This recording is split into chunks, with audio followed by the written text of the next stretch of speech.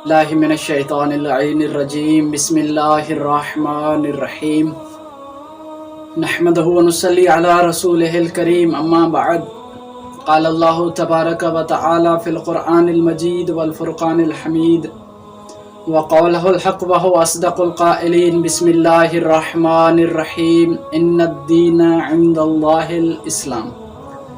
میرے معزز ناظرین کرام، میرے بھائیو بہنوں، السلام علیکم ورحمۃ اللہ وبرکاتہ۔ امید ہے آپ سب خیریت سے ہوں گے۔ اللہ تبارک و تعالی آپ سب کو صحت و سلامتی عطا فرمائے اور تمام تر تکالیف اور پریشانیوں سے نجات عطا فرمائے اور نعمتوں سے بھری زندگی عطا فرمائے۔ خداوند کریم سے دعا ہے کہ جو مومنین اور مومنات دعا کی التماس کرتے ہیں، اللہ تبارک و تعالی ان کی حاجات کو قبول فرمائے۔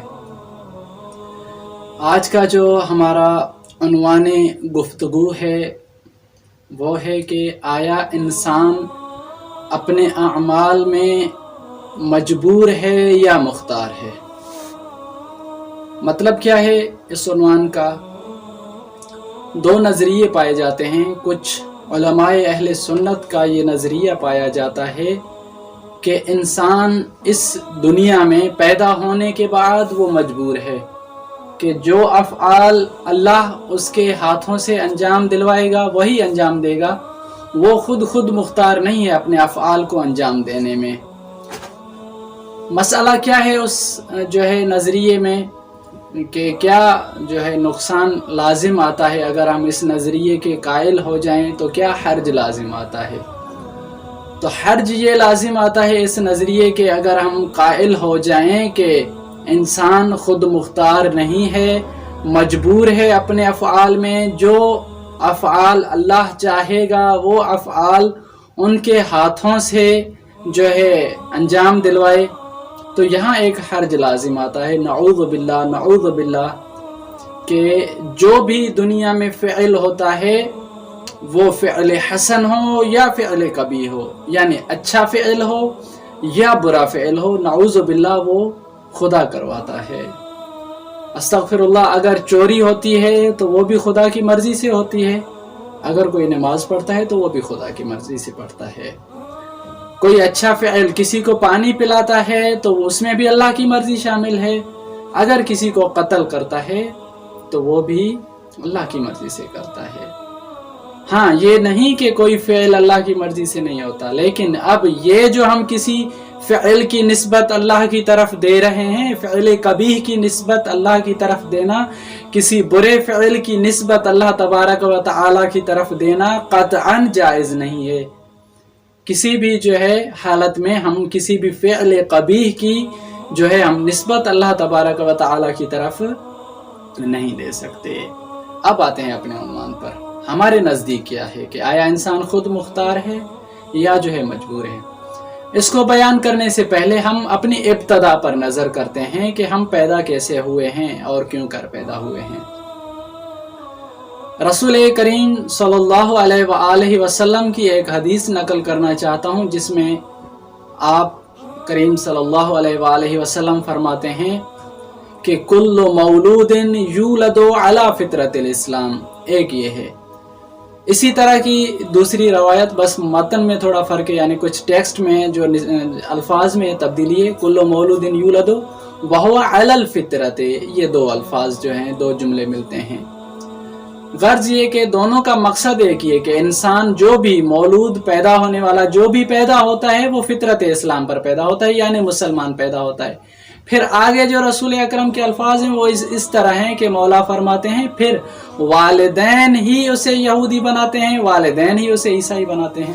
اب یہاں مراد کیا کہ ہر والدین یہودی یا عیسائی نہیں بناتے، یعنی کیا؟ یعنی یہ ہے کہ بچہ تو مسلمان پیدا ہوتا ہے، بچہ تو فطرت اسلام پر پیدا ہوتا ہے، اب اس کو جو ماحول ملے گا اس ماحول کے مطابق اس کی تربیت ہوگی، اور اس کی جو فقہ ہے، جو اس کا مذہب ہے، جو اس کا دین ہے، وہ اپنے والدین کے مطابق ہوگا۔ جو اسے تربیت اور جو نشو و نما ملے گی اسی پر وہ مطابقت رکھتے ہوئے اپنے اعمال انجام دے گا۔ بہرحال یہ ہے کہ بہت ساری روایات اور آیات کو مد نظر رکھتے ہوئے نتیجہ یہ نکلتا ہے کہ انسان خود مختار ہے۔ सूरह मुबारक शम्स में अल्लाह तबारक व तआला पे दर पे जो है कसमें उठाकर फिर आखिर में खुदावंद करीम फरमाता है व नफ्सियों व मा सव्वाहा, कि कसम है नफ्स की और उसकी जिसने नफ्स को जो है सवा यानी उसको बनाया, पैदा किया, सीधा किया, इस माना में है। फ़अल्हमहा फुजूरहा व तक़वाहा। अब यहाँ हमारा बहस का नतीजा निकलता है कि आया जो है हम खुद मुख्तार हैं या मजबूर हैं। खुदा फरमाता है फ़अल्हमहा फुजूरहा व तक़वाहा कद अफ़लह मन तज़क्का व कद ख़ाब मन दस्सा, कि बस अल्लाह तबारक व तआला फरमाता है कि बस हमने इस नफ्स पर, अब पहले वाली चूंकि आयत है कि कसम है नफ्स की और जिसने नफ्स को जो है सीधा किया या जो है बनाया, तो अब उसी नफ्स के मुतालिक है कि फ़अल्हमहा फुजूरहा व तक़वाहा, कि हम उस नफ्स पर इल्हाम कर चुके हैं तकवा को भी फुजूर को भी।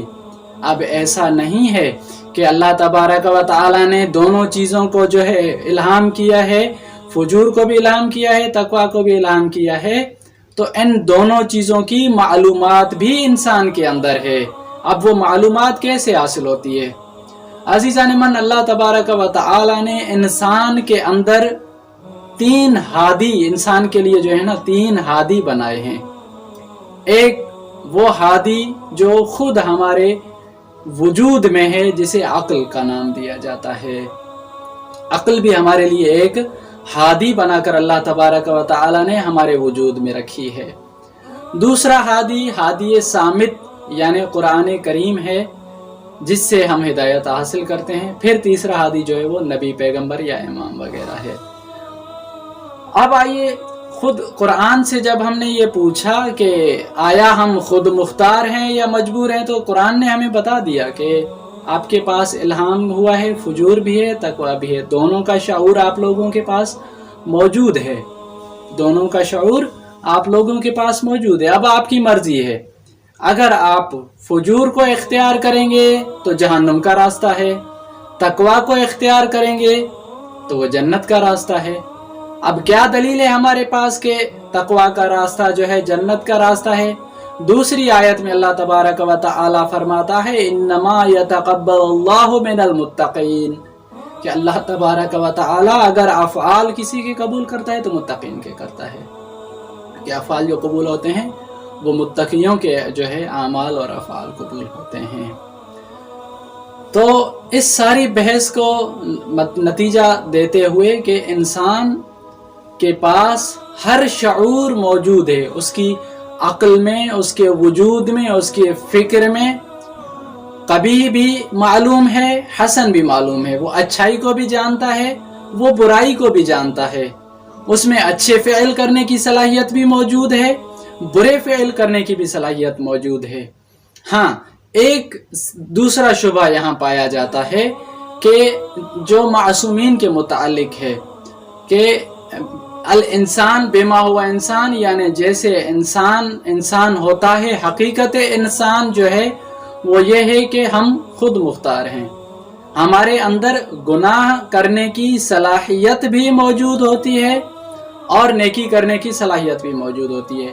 इसी तरीके से जो है दीगर फ़िरक़ों वाले कहते हैं कि जैसे हमारा अकीदा है, हमारे आइमा मासूमीन अलैहिस्सलातु वस्सलाम, हम मासूम उनको कहते हैं, तो वहाँ से वो ये नतीजा अखज़ करते हैं कि वो मासूम मिनल्लाह ताला है, यानी अल्लाह तबारक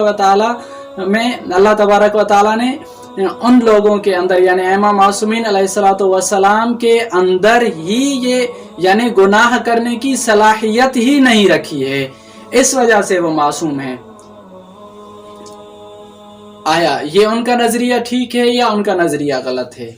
अजीज़ान मन, ये उनका नजरिया क़त्अन गलत है कि इमाम मासूमीन अलैहिस्सलातु वस्सलाम के अंदर गुनाह करने की सलाहियत मौजूद नहीं होती। नऊज़ु बिल्लाह, अगर हम इस नजरिए के कायल हो जाएं तो फिर इसमें क्या कमाल होगा इमाम मासूमीन अलैहिस्सलातु वस्सलाम का, कि जब एक चीज़ किसी के अंदर पाई ही नहीं जाती। मैं छोटी सी मिसाल दूंगा, फॉर एग्जांपल पानी का जायका, आप लोग खुद जानते हैं कि पानी का बजाते खुद जायका कैसा है, लेकिन हम किसी को ये कहें फॉर एग्जांपल कि आप जो है पानी में चीनी भी ना डालें और मैं पानी पीना भी मीठा चाहता हूँ, यानी कोई मीठी चीज़ आप पानी के अंदर न डालें, लेकिन उसके बावजूद मैं चाहता हूँ कि मैं आपके हाथ से पानी मीठा पीऊँ, तो ये कतई नहीं हो सकता।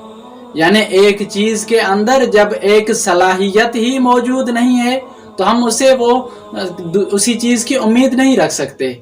यानी जब इमाम मासूमीन अलैहिस्सलातु वस्सलाम के अंदर अगर हम इस नज़रिए के कायल हो जाएं कि गुनाह की सलाहियत ही मौजूद नहीं, तो फिर उनका कमाल नहीं है, ये तो अल्लाह का कमाल हुआ कि उन्होंने जो है मासूम बनाया। लेकिन हमारा नज़रिया क्या है? हमारा नज़रिया ये है कि हमारे जो इमाम मासूमीन अलैहिस्सलातु वस्सलाम हैं उनके अंदर भी गुनाह करने की सलाहियत मौजूद होती है, लेकिन वो अल्लाह तबारक व तआला के इतने मुतबर्रिक और बरगज़ीदा बंदे होते हैं और कुर्बे खुदाबंदी के इतने करीब होते हैं, अल्लाह तबारक व तआला से इतनी मोहब्बत करते हैं, अल्लाह तबारक व तआला की इतनी इताअत करते हैं, अल्लाह तबारक व तआला के जो है इतना नज़दीक और करीब रहना चाहते हैं कि वो कोई भी गुनाह या फ़िअल कभी अंजाम देने का सोचते तक भी नहीं।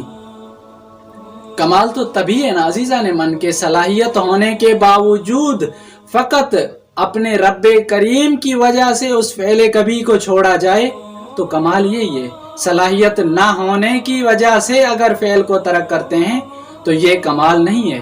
और हमारे इमाम मासूमीन अलैहिस्सलातु वस्सलाम साहिबे कमाल हैं, बाकमाल शख्सियत हैं, हर सलाहियत उनके अंदर पाई जाती है, लेकिन फ़कत अल्लाह तबारक व तआला की इताअत की खातिर, अल्लाह तबारक व तआला की मोहब्बत की खातिर, अल्लाह तबारक व तआला की इबादत की खातिर किसी भी फ़िअल कभी को जो है वो अंजाम नहीं देते। और उनके और हमारे दरमियान फ़र्क ये है कि उन्होंने अल्लाह तबारक व तआला की इताअत के सामने इस तरह सर तस्लीम खम कर चुके होते हैं कि उनकी फ़िक्र में, उनके शऊर में, उनकी सोच में गुनाह करने का इरादा तक भी नहीं आता।